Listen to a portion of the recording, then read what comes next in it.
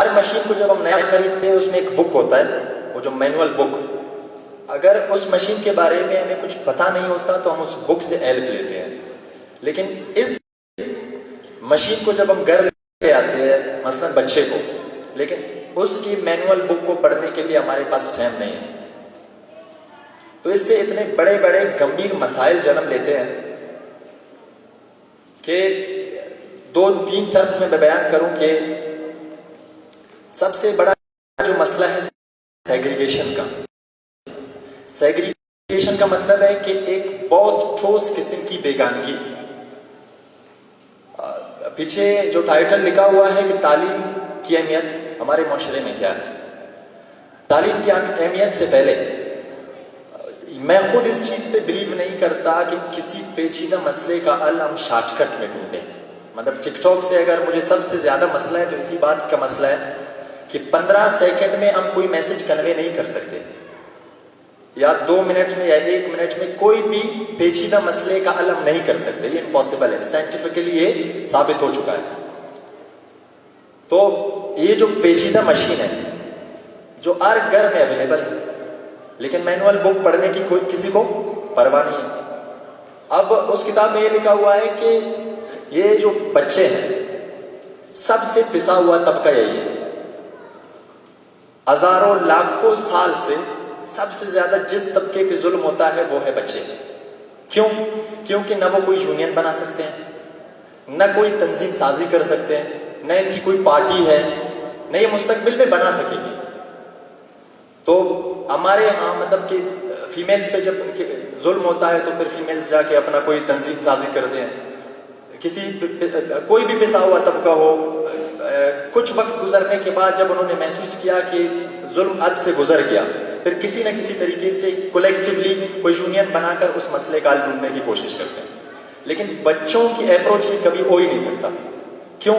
क्योंकि बच्चे वो पिसा हुआ तबका है जिस घर में पैदा होता है, उस बच्चे की एक एज लिमिट तक वो दूसरे बच्चों तक कभी रसाई नहीं रखते। जब तक रसाई नहीं होगी, एक मीडियम नहीं होगा, तो बच्चे कैसे तंजीम साजी कर सकते हैं या कलेक्टिवली किसी मसले का हल ढूंढ सकते हैं। उसमें उस किताब में फिर एक मिसाल दी गई है फ्राइड की। Fried is a German philosopher. Fried ने बताया है कि ये जो 2-4 साल जहां से बच्चों की कम्युनिकेशन शुरू होती है, यहां से लेकर 12 साल तक या टीन एज स्टार्ट होने से पहले बच्चों का जो सबसे बड़ा मसला है, हम उनके अल्फाज को बहुत इग्नोर करते हैं। मतलब उन पे सबसे बड़ा जुल्म जो पेरेंट्स की तरफ होता है वो ये है, उनकी स्टोरी को हम इग्नोर करते हैं। मसलन हम बहुत इंपॉर्टेंट न्यूज देख रहे होते हैं, अगर किसी बच्चे का कोई खिलौना टूट गया, 100-150 का कोई खिलौना है, कोई गाड़ी है, फर्ज करे बच्चा अगर लड़का है, वो जब इसी के अरमान लेकर अपने पेरेंट्स के पास आते हैं कि अबू मेरा गाड़ी टूट गया, हम उन्हें उतना इजी समझते हैं जितना 150 की नुकसान। फ्राइड लिखता है ऐसा हरगिज़ नहीं है। फर्ज करे कि आपने अपनी पूरी जिंदगी की जमा पूंजी जमा करके आपने कोई मर्सिडीज ली, उस मर्सिडीज को पहले ही दिन जब आप घर से निकालते हैं उसका एक्सीडेंट हो जाता है। कहते हैं उसका एक्सीडेंट जब हो जाता है तो साइकोलॉजिकली आप जितना डिस्टर्ब होते हो, ये बच्चे का जो खिलौना टूट गया है 10 गुना ज्यादा बच्चे के खिलौने की कीमत उसकी ज़हन में। क्यों? क्योंकि 1 साल से लेकर 12 साल तक बच्चे की जो पजलिंग ग्रोथ है, मतलब कि जो हमारे दिमाग के फ्रंटल एरिया है जिसे कहते हैं प्री फ्रंटल दिमाग, उसने अभी तक सोचना नहीं शुरू किया है। 12 साल तक सिर्फ और सिर्फ बच्चे जो होते हैं वो जज्बात में जीते हैं, सोचने का कोई दुर नहीं है उनमें। वो 12 साल मतलब कि फर्ज करें आयरलैंड और जापान की मिसाल ले ले, वहां पे 9 साल तक बच्चे को एडमिशन नहीं मिलती स्कूल में, ये इलीगल है ऑफिशियल। क्यों? क्योंकि आयरलैंड वाले जानते हैं कि अगर मैं 7 लिखकर बच्चे को समझाने की कोशिश करूं ये 7 है, तो ये नुक्ते उसके दिमाग में फुलफिल नहीं होते, क्योंकि 12 साल से पहले पजलिंग दिमाग में स्टार्ट ही नहीं हुई है। लेकिन हम क्या करते हैं, बहुत छोटे से छोटे बच्चों पे तवक्को रखते हैं, मतलब बालू बनाकर कुछ 6-7 चीजें बनाकर उन्हें समझाने की कोशिश करते हैं, इसका मतलब 7 है, इसका मतलब 5 है वगैरह। वो फ्राइड लिख रहा है, मैं नहीं कह रहा कि वो जो 7 है 5 है जो हम उसे समझाने की कोशिश करते हैं, असल में वो मिट्टू और बंदर की तरह वापस रिपीट करता है, उसके दिमाग में कभी नहीं आया, क्योंकि प्रीफ्रंटल एरिया ने अभी तक काम नहीं किया।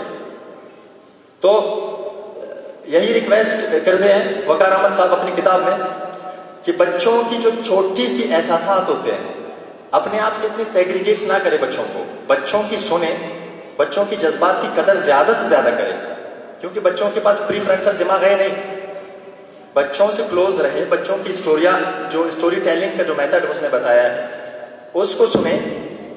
और सबसे बड़ी बात यही है, वो वकार अहमद फिर अपने किताब में लिखते हैं कि बच्चे के लिए जो पेरेंट्स हैं, पेरेंट्स ससुराल बन जाते हैं और उनके जो दोस्त हैं वो उनके मैके बन जाते हैं। क्यों ये मिसाल दी जाती है? क्योंकि बच्चे के साथ किसी भी किस्म की जुल्म होती है घर में, ये जाकर अपने जो दोस्त हैं, लाजमी बात है हर बच्चे के कुछ दोस्त होते हैं, वो अपने दोस्तों को सुना सकता है और उसकी जो दोस्त है वो अच्छी तरह से सुनते हैं, रिएक्ट करते हैं, अफसोस करते हैं, खुशी करते हैं। लेकिन घर में यही चीज नहीं होती। घर में उसकी खुशी को उतना सीरियस नहीं लेते, आम खास अल्फाज में मतलब देखते हैं कि कितनी बड़ी खुशी है, खुशी की जो मैग्नीट्यूड है उसे पैसे से नापते हैं कि भाई कितनी बड़ी खुशी है, हाँ ठीक है।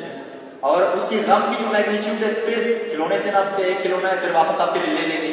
मतलब इस तरह की एक्टिंग नहीं करते हैं कि हमें भी उतना अरमान हुआ, यार आपको खिलौना टूट गया बहुत बड़ा मसला है, मतलब उसे ये रियलाइज नहीं करते कि हमें भी मसला हुआ है आपके खिलौने टूटने से। तो इस तरह बच्चे बागी बन जाते हैं।